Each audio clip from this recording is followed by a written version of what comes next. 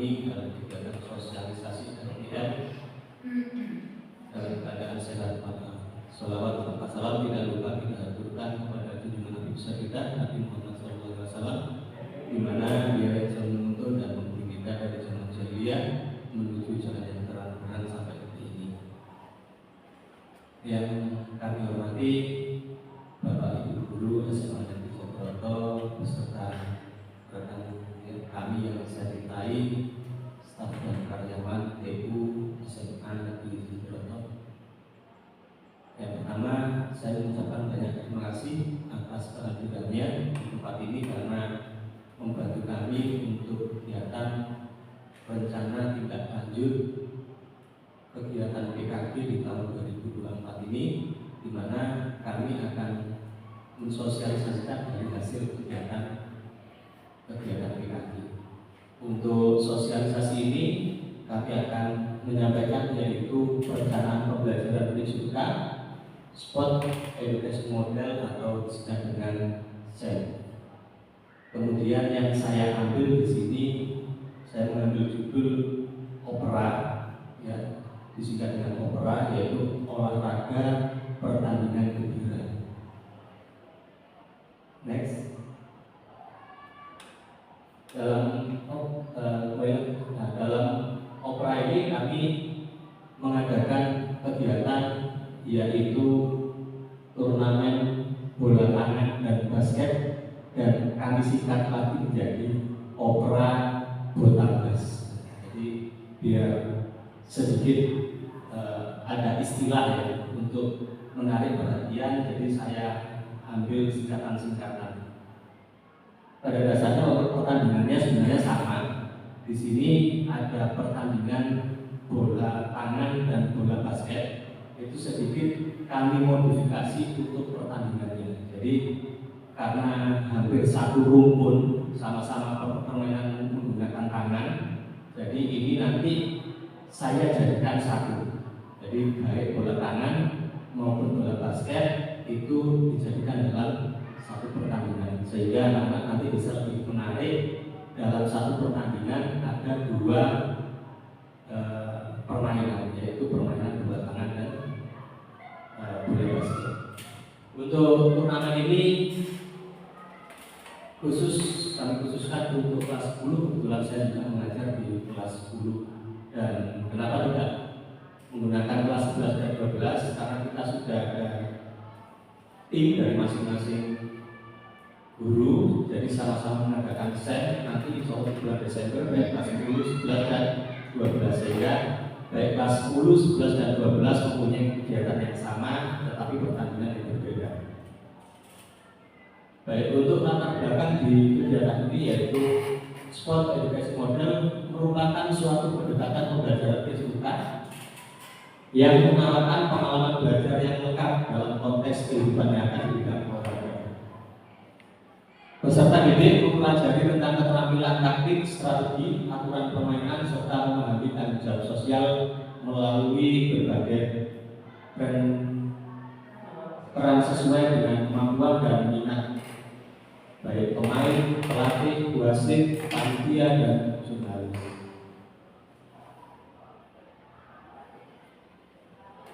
Kepemimpinan peserta didik tentu muncul dalam pembelajaran ini, yaitu ada beberapa poin. Yang pertama, peserta didik terlibat dalam memberikan suara atau voice. Kemudian yang kedua, menentukan pilihan dan kepemilikan peserta didik itu sendiri atau ownership.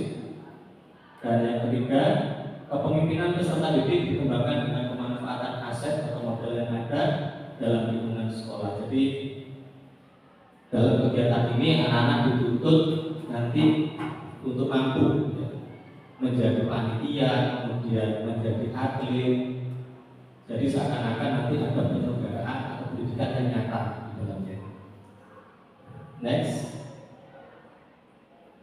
Tujuan dari kegiatan ini yang pertama mengembangkan keterampilan spesifik dan meningkatkan kebugaran, kemudian mengembangkan pengalaman peserta didik dalam membuat perencanaan dan mengorganisir sebuah event, kemudian yang ketiga memberikan pengalaman nyata bagi peserta didik, Berikutnya yaitu meningkatkan motivasi dan keterlibatan aktif peserta didik dalam pembelajaran, dan yang terakhir meningkatkan karakter gotong royong dan membangun kerjasama tim. Jadi tadi yang sudah saya sampaikan di awal bahwasanya mempunyai kegiatan ini mempunyai tujuan diantaranya yaitu memberikan pengalaman yang nyata bagi peserta didik. Jadi anak-anak nanti memang benar-benar pure untuk menjadi panitia, peserta, pelaksana dan lain sebagainya. Tentunya ada beberapa tahapan-tahapan.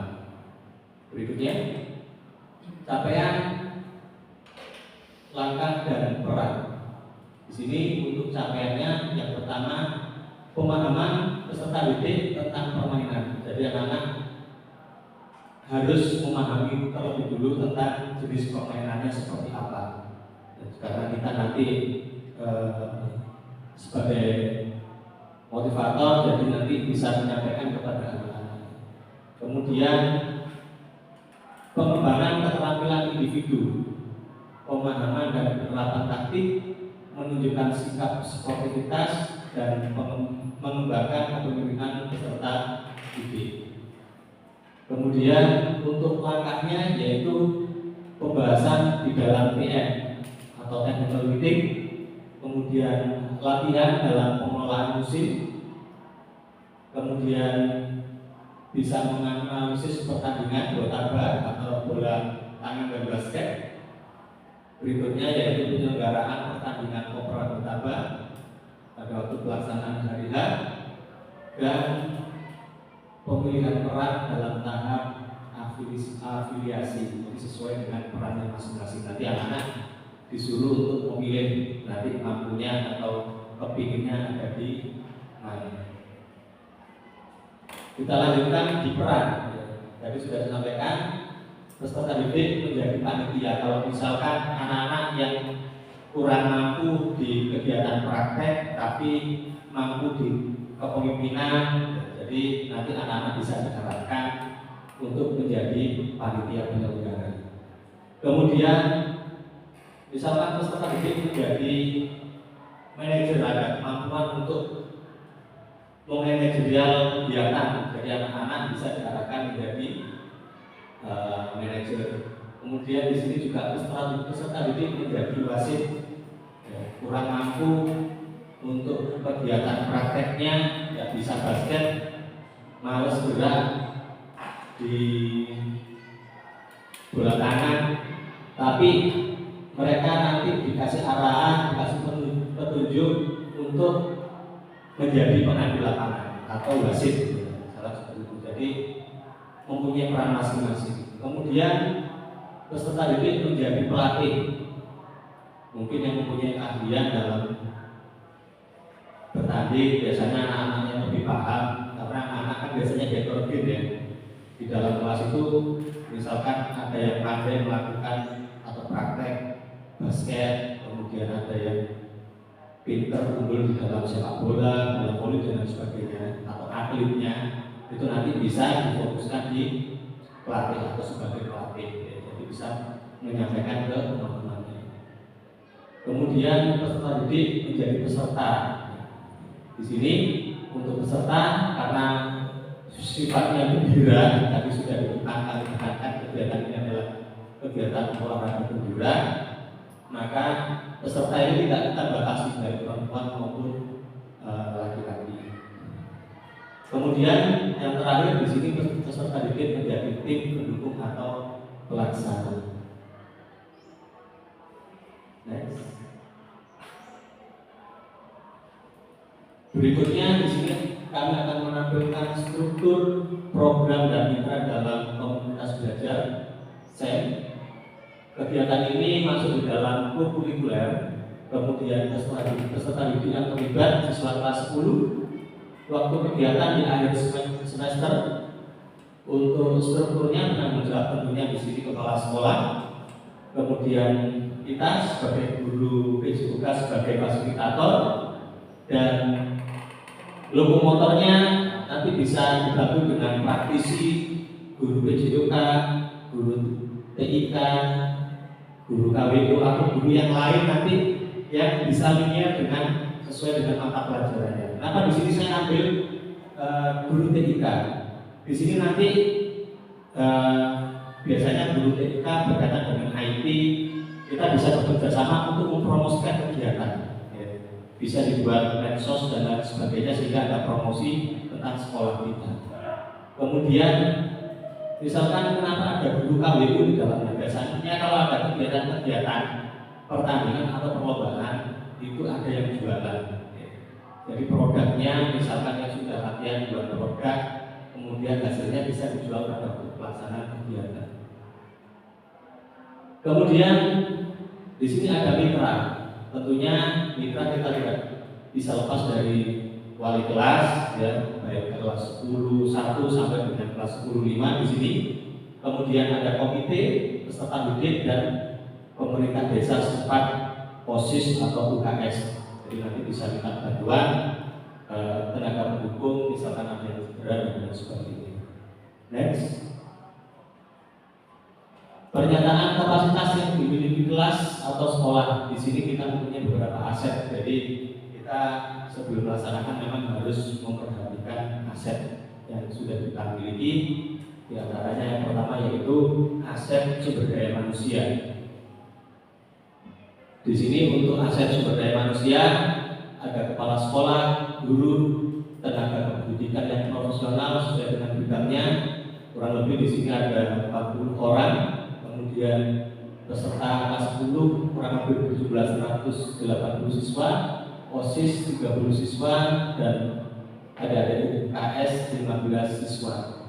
Kemudian aset fisik yang kita miliki di sini ada halaman yang sangat luas, kemudian sekolah memiliki jaringan internet yang bagus sehingga nanti mungkin pada waktu pelaksanaan kegiatan ini sekolah kita sudah terbiasa menggunakan live di YouTube misalnya, sehingga bisa dinikmati atau dilihat oleh masyarakat luas. Kemudian sarana dan alat lainnya yang mendukung mungkin seperti bola, fluid, kemudian kostum dan lain sebagainya.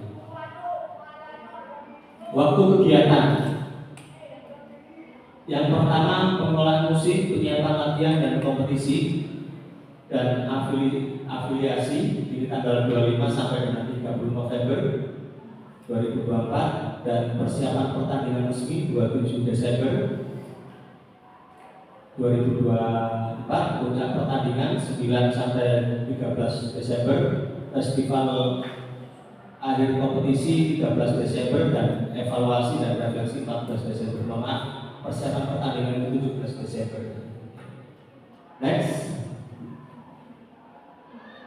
Kemudian rencana dan evaluasi. Penerapan set dalam pembelajaran PJK antara lain pengelolaan musik, afiliasi, penyiapan pertandingan formal, puncak pertandingan, pencatatan pertandingan, fasilitas akhir, festival akhir pada waktu pelaksanaan. Biasanya pada waktu festival akhir ini berkaitan dengan penyerahan trofi, juara atau pemain juara dan lain sebagainya, dan dilanjutkan dengan evaluasi dan refleksi. Untuk evaluasi sendiri pada proyek ini meliputi ketercapaian tujuan dari pembelajaran set itu sendiri. Kemudian yang kedua, umpan balik dalam pengalaman nyata dari peserta didik yang sudah dilaksanakan. Kemudian refleksi dari guru perencanaan pengorganisasian, pengembangan sikap sportif dan tanggung jawab oleh peserta didik, dan keterlibatan aktif peserta didik dan manajemen waktu. Kemungkinan tantangan. Yang pertama, manajemen waktu. Biasanya yang kita takuti yaitu ketidaksesuaian pelaksanaan dengan jadwal yang ditentukan. Kemudian untuk manajemen tim, perbedaan kemampuan antara peserta didik, kemudian konflik antar teman, keterlibatan komite atau orang tua, kurangnya dukungan dari orang tua ini juga saja bisa terjadi. Biasanya anak kalau sudah ada kegiatan, ada yang iuran dan lain sebagainya. Kemudian komunitas sekolah, kurangnya dukungan atau kerjasama, tapi mudah-mudahan di sini kami yakin kalau dukungan di sekolah baik dari komunitas sekolah sendiri luar biasa antusiasnya dukungannya, dan kami sangat yakin dan optimis untuk kegiatan ini. Kemudian umpan balik dan refleksi keterbukaan dan kejujuran di dalam melakukan umpan balik dan refleksi. Sedangkan solusi yaitu yang pertama mematangkan jadwal dengan koordinasi yang baik dalam komunitas sekolah dengan pimpinan lembaga. Yang kedua memberikan motivasi dan semangat yang positif. Koordinasi dengan pemangku kebijakan dan komite. Kemudian pendekatan persuasif dengan teman-teman di lingkungan kerja dan motivasi peserta didik untuk berbuat jujur dalam memberikan penilaian. Ini tadi penyampaian kami berkaitan dengan sosialisasi kegiatan SEM yang akan kita laksanakan di SMA di Jatiroto. Mudah-mudahan nanti dalam kegiatan ini mendapat dukungan dari rekan-rekan semua, dan apabila nanti ada teman-teman mungkin nanti ada yang sesuai dengan mata pelajaran yang lain nanti bisa digabungkan dengan kegiatan ini. Baik, sebelum kami tutup untuk acara sosialisasi ini, apakah ada pertanyaan dari Bapak dan Ibu? Saya tanya Pak, itu kan dilaksanakan kelas 10. Untuk kelas 11, 12 apa tidak bisa dilaksanakan langsung juga Pak? Terima kasih. Terima kasih Pak Toto untuk pertanyaan. Pengamatan kami awalnya memang kepinginnya dibuat kelas 10, 11, dan 12. Biasanya untuk di komunitas belajar kita dari masing-masing kelas kan sama-sama membuat kegiatan ini. Akan kita buat bersama sehingga kita fokuskan untuk kegiatan ini di kelas 10, kemudian kelas 11 nanti ada kegiatan lomba yang berbeda, pertandingan yang berbeda, baik kelas 10 dan kelas 12. Tentunya nanti kita sama-sama ada terlibatan di dalamnya, baik Ombel PJUK kelas 10, 11, dan 12. Mungkin itu Pak Toto yang bisa saya sampaikan. Terima kasih masukannya. Kalau misalkan nanti diperlukan cukup satu pertandingan, mungkin ini bisa digunakan untuk kelas 10, 11, dan 12 di akhir semester. Mungkin itu saja. Ada lagi?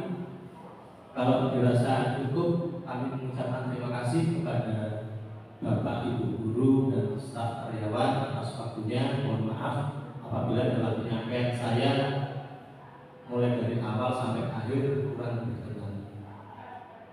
Baik, terima kasih. Kami akhiri. Wassalamualaikum warahmatullahi wabarakatuh. Bagaimana menurut Bu Nurul dari hasil sosialisasi pembelajaran SEM kemarin yang sudah kami lakukan? Ya, baik Pak. Kemarin yang sudah saya tangkap mengenai pembelajaran SEM itu ternyata cukup bagus ya, menarik dan juga pastinya menyenangkan. Karena di situ saya menangkap bahwa pembelajaran SEM itu bisa mengkolaborasikan dengan mata pelajaran yang lain ya, tidak hanya pada bidang olahraga itu saja. Selain itu juga bisa melatih siswa dalam kemandirian mereka, kemudian gotong royong mereka dalam antar siswa juga. Seperti itu Pak yang saya tangkap. Terima kasih Bu Nurul atas waktunya. Sama-sama. Assalamualaikum. Waalaikumsalam. Kemarin penjelasannya Pak Kalta sudah bagus, sangat menginspirasi, dan ada beberapa istilah baru yang memang benar-benar kita itu jadinya ada hal baru dari yang disampaikan Pak Kalta, dan itu sangat benar-benar bermanfaat, sangat menginspirasi, dan sudah sangat bagus. Terima kasih Bu Nurul. Sama-sama Pak